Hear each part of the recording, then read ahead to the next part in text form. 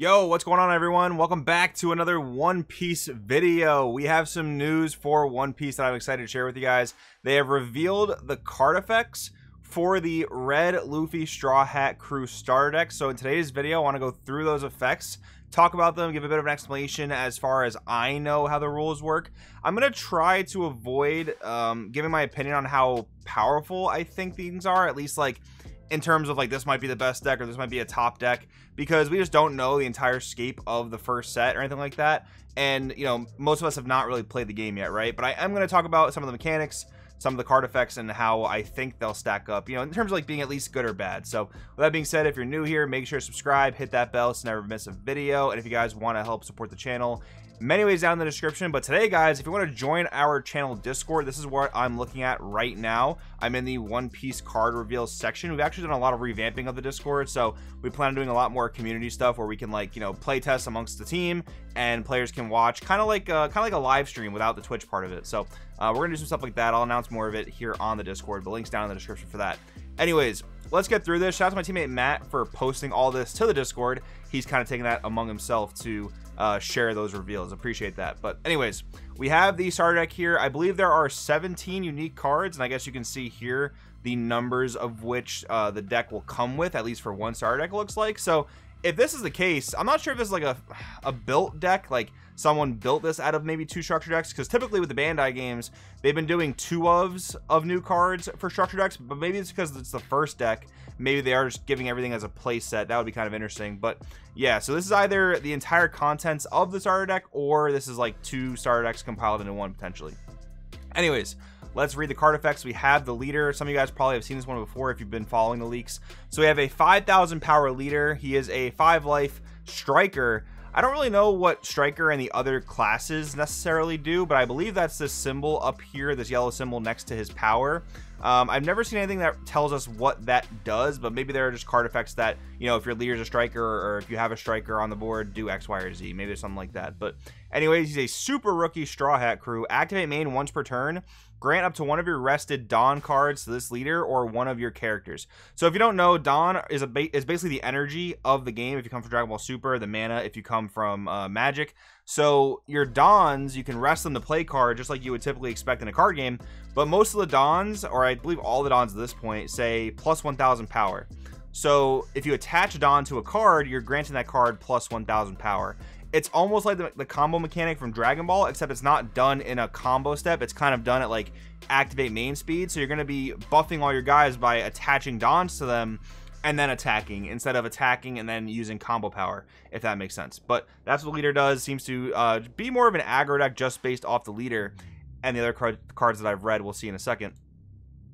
Next up, we have Brook. So he's a 2-drop, 3,000. Remember, though, that a 2-drop is kind of like a turn 1 play if you you know, if you go second, especially because you're charging 2 Dawns per turn, except for when you go first, you only charge 1 Dawn. But anyways, he's a Straw Hat Crew. On play, grant up to 2 of your rested Dawns to one of your characters or leaders, which is kind of crazy again for just buffing up power. Like, there is also a Kaido structure deck. That leader is 5,000 power, so if you're going to want to buff this guy to be able to attack Kaido, for example, you're going to want to give him 2 Dawns to make 5,000, just as an example. He's also a counter for 2,000, so counter is sort of like Dragon Ball Super's combo mechanic, where you see it on the side, he grants plus 2,000, but you're going to use that in response to attacks to get your character that's being attacked up to a certain power threshold. That kind of reminds me of the Vanguard guarding mechanic. So it's kind of a combination between that and Dragon Ball Super's combo mechanic, but that's where that is on the side there, that 2,000 power. Next up, after Brook, we have Karoo. Character 1 cost, 3,000 power. He's another striker, animal, Alabasta Kingdom. He's a simple 1,000 counter. So another card you can kind of use to just block some attacks, but also he's a 1-drop 3,000. So maybe that'll be relevant for clearing battle cards off the board if your opponent attacks with them. Then we have Diamble Jambe. Sorry if I pronounce these attacks wrong. I've heard them all in the anime, but yeah, these are pretty tough to pronounce. I think this is like French origin because it's Sanji, but anyways, then we have an event card for 1 cost, Straw Hat Crew main.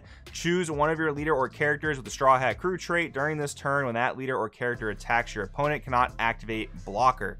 So it seems like a lot of the 1-drops in the game are going to be blockers, which is kind of parallel to Dragon Ball Super, where most 1-drops either draw or search a card. a lot of 1-drops in this game seem to be blocker. So by not allowing your opponent to activate blocker, you can more easily go for game by attacking their life. And again, that kind of goes with the theme of this being an aggro deck.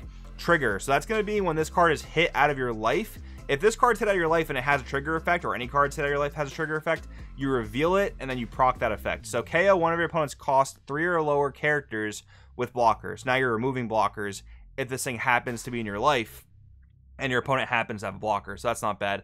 This strikes me as just more of a side deck card. I mean, I'm not sure if every single deck is going to play blockers. Maybe every single deck will play blockers, and this will just be an amazing card. Who knows, right? That could definitely be a thing. Then we have Jet Pistol. So we have a 4-cost event, Super Rookie Straw Hat Crew main. KO one of your opponent's characters with 6,000 or lower power.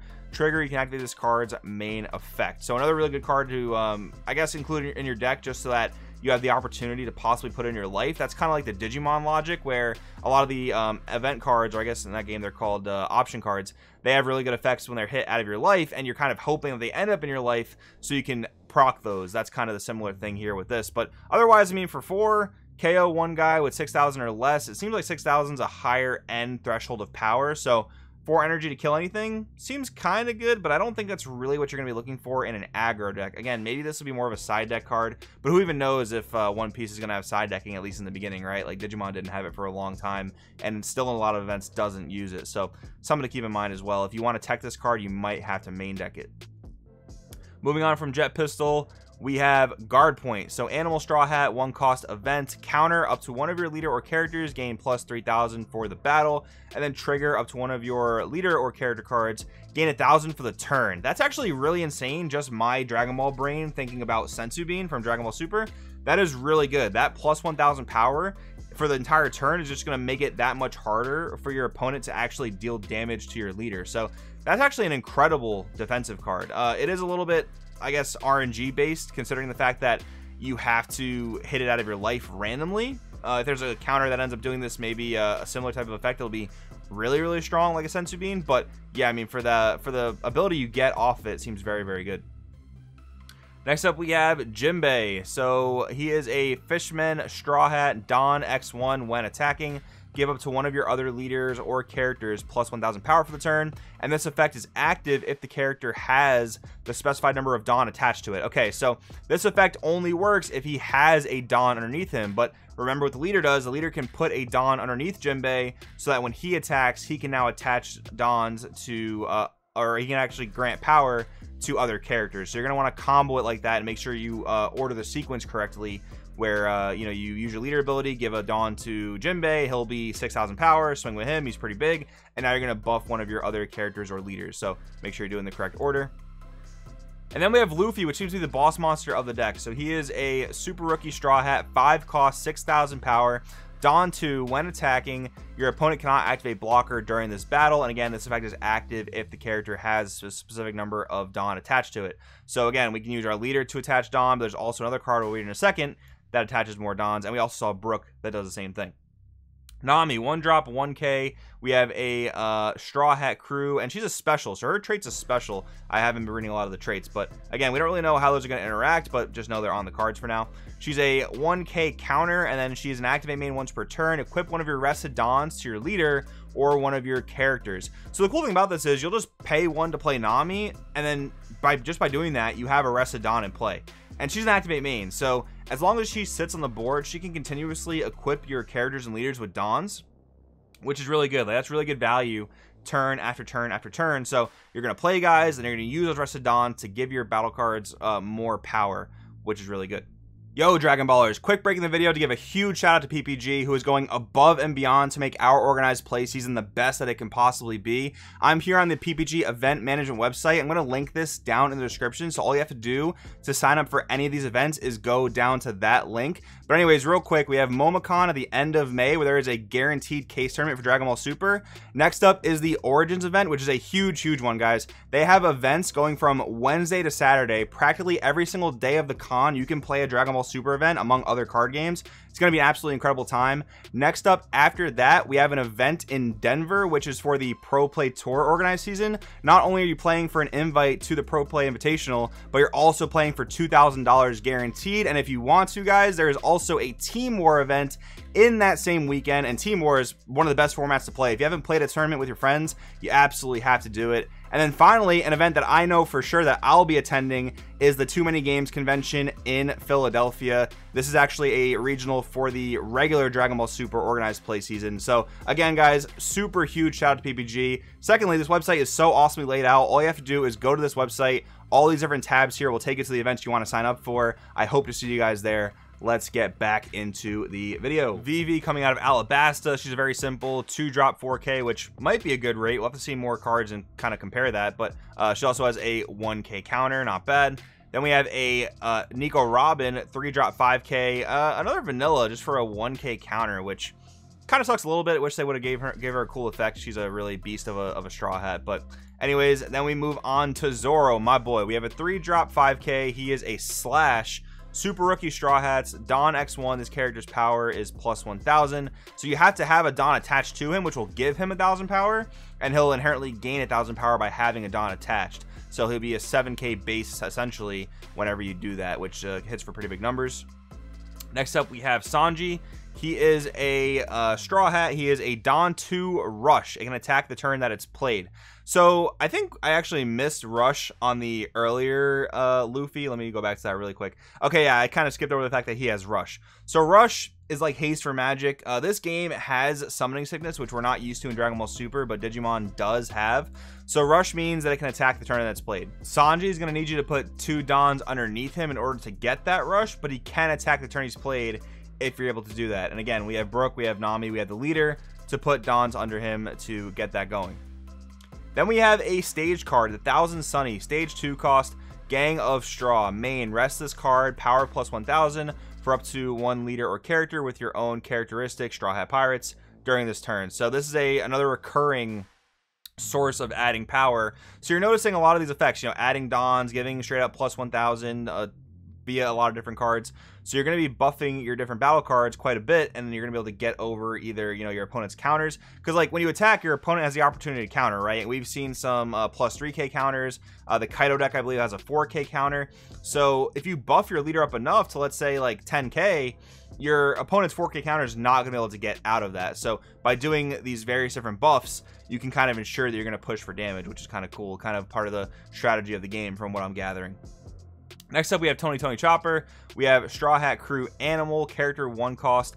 Blocker, when your opponent attacks by resting this card, you can change the attack target to this card. So same exact blocker mechanic as Dragon Ball and Digimon. And again, this seems to be the 1-drop for the deck. I'm not sure if the Kaido deck has a 1-drop similar to this, but we'll check that out another time. And then the final card for the deck, guys, we have Usopp. He is a 2-drop 2K shooter.